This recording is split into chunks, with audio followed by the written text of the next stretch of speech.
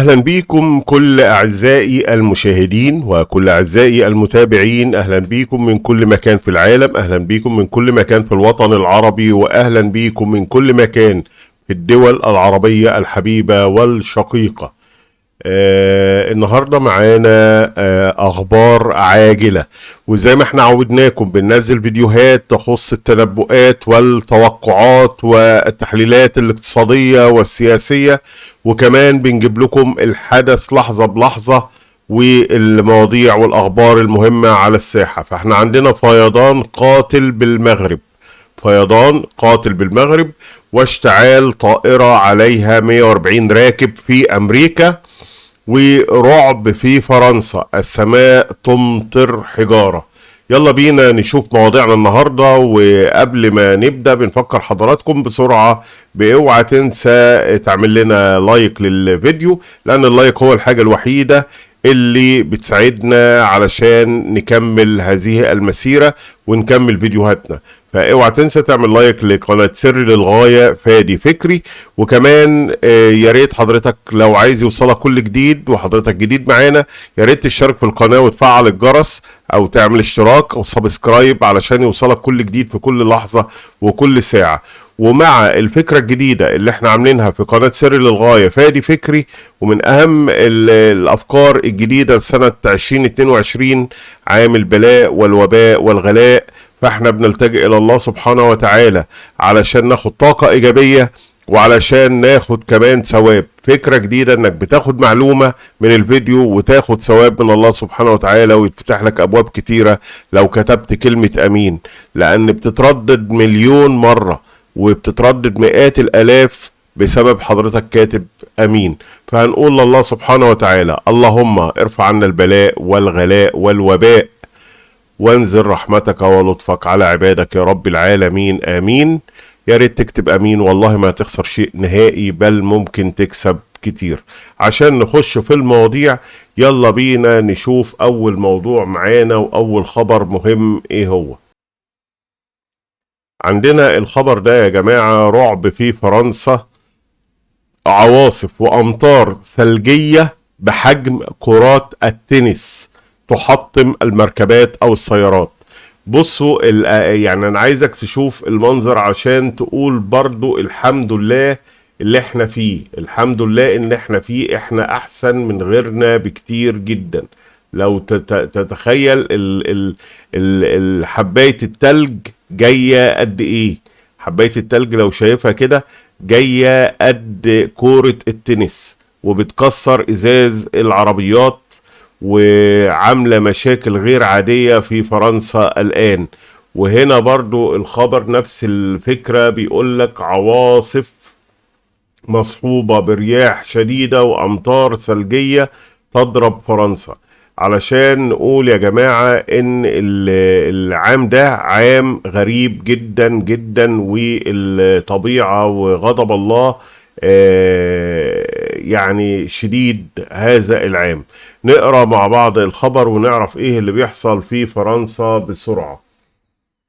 اجتاحت عواصف مصحوبة برياح شديدة وأمطار ثلجية بحجم كرات التنس مدينة برودو بجنوب غرب فرنسا في الساعات الأولى من صباح اليوم، وتسببت العواصف في تعطل إمدادات الطاقة وتضرر أسطح المنازل وحدوث فيضانات وأضرار كبيرة. وحسب إعلام فرنسي فقد انقطعت الكهرباء عن آلاف الأشخاص، وتم توفير أماكن إيواء طارئة لهذه الأشخاص. وتطلب الأمر إخلاء معسكر للعطلة خاص بالتلاميذ، وقد أصيب طفلان بجروح حتى الآن. ويعتقد أن أحوال الطقس السيئة ألحقت أضرارا بمزارع الكروم الشهيرة وغيرها من الزراعات في المنطقة. وعرضت شبكة إذاعة وتلفزيون لوكسمبورغ صورا لسيارات لحقت بها أضرارا وتحطم زجاجها الأمامي بسبب كرات البرد أو كرات الثلج. وطبعا في صور وفي حاجات صعبة، والتلج غير عادي، منزلش بحجم الكورة أو كرة التنس بالطريقة دي. ربنا يكون معاهم وربنا يكون مع كل البشرية، ولكن لازم تقول الحمد لله على شوية المطرة اللي بتجيلك ولا شوية البرد. فربنا حامي الدول العربية حتى الآن، ومش عايزين غضب الله يطولنا لأن احنا في نعمة. فتقول كل ما انت قاعد الحمد لله على كل شيء. يلا بقى نخش على الخبر التاني. عايزك تشوف الفيديو ده. بصوا يا جماعة، لما طيارة تنزل في نيويورك في أمريكا وتولع وهي عليها 140 راكب. تمعن هذا، واللي بيحصل في أمريكا الأيام دي كوارث غريبة وحاجات كتيرة غريبة، ولكن هذا هو المشهد اللي حصل في المطار، والناس بتنزل والطيارة مولعة. ويعني موضوع غريب. والمفروض بص، الطيارة ولعت بالكامل، الطيارة كلها اشتعلت وبيحاولوا يطفوا فيها. لكن من الحاجات الغريبة، البلد المفروض اللي هي يعني البلد العظمى، البلد الكبيرة، وبيحصل فيها هذه الحاجات.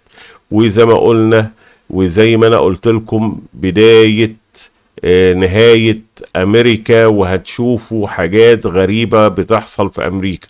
مفيش متوقع ولا متنبئ ولا فلكي على وجه الأرض إلا ما متوقع بداية نهاية أمريكا في هذا بداية العام ده، عام 2022.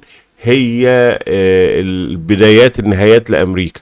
هتحصل فيها كوارث طبيعية غريبة، هتحصل فيها حوادث غريبة، هتحصل فيها انهيارات في الاقتصاد، وكل ده موجود، كل ده بنشوفه وقلناه من يوم 30/12 السنة اللي فاتت. وقلنا هيحصل في أمريكا انهيار اقتصادي. الناس كدبتنا وقالت مفيش حاجة اسمها كده. وادي حاليا البنك الفيدرالي مش عارف يعمل ايه ولا ايه بسبب التضخم اللي ما حصلش وارتفاع الاسعار ما حصلتش قبل كده، وعمال يزود في الفايدة يزود في الفايدة، ومش عارفين يسيطروا على الاسعار. بعد كده هتحصل فيها كوارث طبيعية، تسونامي وامطار وبراكين وحاجات كتير. بعد كده هتبدأ في الانهيار السياسي. وطبعا عارفين ان الشعب الامريكي كله مش طايق سياسة بايدن، ومش طايق الحزب اللي موجود، وعاملين مشاكل الامريكان على في النواحي السياسية. بعد كده هتحصل انهيار عسكري، واللي هيسحب السجادة من تحت رجل امريكا هتبقى الصين وروسيا. قلنا الكلام ده، وهنبدأ نشوف حتة بحتة اللي بيحصل في أمريكا دلوقتي. هنا برضو الخبر شاهد اشتعال طائرة عند هبوطها في ميامي، مطار بقى ميامي مش مطار نيويورك أنا آسف. وفرق الأطفاء تحاول السيطرة على النيران. والخبر موجود في كل المواقع، وده التاريخ هو يا جماعة 22/6/2022، وده مساء بالليل أمس يعني. بيقول لك هبطت في ميامي الأربعاء طائرة تابعة لشركة ريد إير بسبب مشكلة في جهاز العجلات، ما تسبب في اندلاع حريق وإجلاء 140 شخص. وتدخلت عناصر فرق الإطفاء الأمريكية لإخماد نيران نشبت في طائرة لحظة هبوطها في مطار ميامي الدولي. وقد توجه محققون إلى عين المكان لتقصي حقيقة ما جرى والوقوف على أسباب الحادث وفق المجلس الوطني لسلامة النقل، الذي يمثل الوكالة الحكومية الأمريكية المسؤولة عن التحقيق في حوادث الطيران. وطبعا في بقى دباجة كتيرة. وطبعا ادي الفيديوهات اللي موجودة للطيارة وهي محترقة، وتقريبا احترقت بالكامل. وهنا ناس داخل الطيارة وهي بتصرخ والدنيا مولعة جوه، وبيجروا وبيحاولوا ينقذوا الناس اللي جوه الطيارة. فلازم تقول الحمد لله على اللي احنا فيه. ونشوف الخبر اللي بعديه. هنا برضو ده خبر نفس الخبر بتاع الطيارة. هنا كاتبين 130 مع ان كل المواقع كاتبه 140 راكب، هنا كاتبين 130 راكب. وطبعا كل الفيديوهات نازله نفس الفيديوهات اللي جبناها لحضراتكم. نشوف بقى هنا السيول تتسبب في وفاة شخص تارودانت في المغرب، وهنا من المغرب 24 وجايبين الصورة بتاعة السيول. طيب هنا برضو نشوف مصرع شخص ونقل آخر للمستعجلات جراء سيول جارفة بإقليم تارودانت بالمغرب. وطبعا الصور جاية من فبراير، موقع فبراير. ونشوف المنظر زي ما انتم شايفينه بالطريقة ديت، وجرفت السيول السيارات. ونقرأ الخبر مع بعض.